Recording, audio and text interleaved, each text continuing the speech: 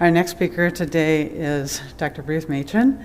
Ruth and I first intersected in 2021 when she was, I think, at the height of some of the struggle there with dry eye and pain.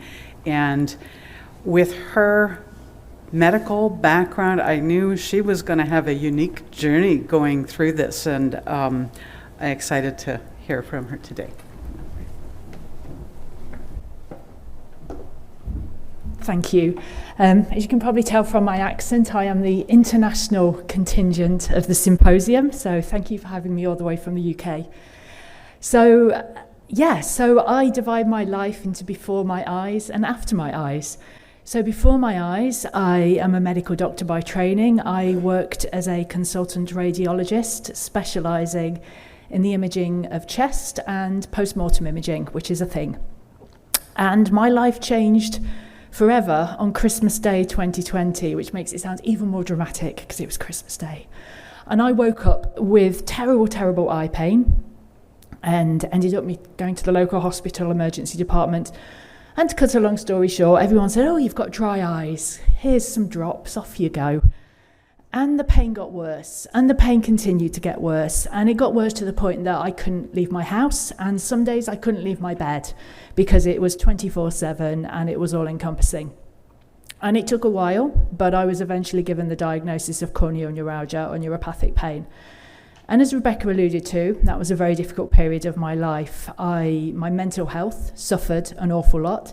And I got into that cycle, the vicious cycle of anxiety driving pain and pain driving anxiety. And so much of what Kathy spoke about earlier resonated because it was incredibly difficult. And that's when I found Rebecca, and she gave me support all the way from the US because there wasn't anything in the UK at the time. So I just want to publicly acknowledge Rebecca and Aidan for giving me that support, despite the fact I didn't live in the States.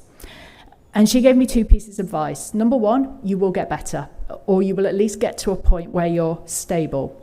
And number two, it will take time, and it will take a lot longer than you think it will take. And she was right on both counts. And I got the treatment I needed eventually, both medical from a selection of drops and medications, and psychological, including speaking to a medical psychologist and embracing mindfulness, again, as a method of pain control. And now, after that, I count my life in things that I never thought I'd do again, and I can do again. So I never thought I'd go to the beach again. I never thought I'd go to a gig or a music festival again. I never thought I would travel across the tiny UK, let alone get on a long-haul flight and go all the way to Washington, D.C. The thing I'm not looking forward to, going home again overnight. So it took time, but I got there. And it did have a big effect on my life. I couldn't work as a radiologist because that involves staring at not one foot, but 4 screens for about 9 hours a day, 2 of which are very bright and you can't turn the brightness down. So unfortunately, I and my hospital recognised that my eye condition was not compatible with my job. And again, it wasn't very good for patients because if your doctor's concentrating on how much their eyes hurt, they're not concentrating on your scan. And it got to the point where I thought, well, I wouldn't want me reporting my relative's scan. So then I knew, unfortunately, it was time to go. So I took ill health retirement in August 2023. And I acknowledge that I'm privileged in that I could take ill health retirement. And I enjoyed retired life for about 2 months, and then I got a little bit bored.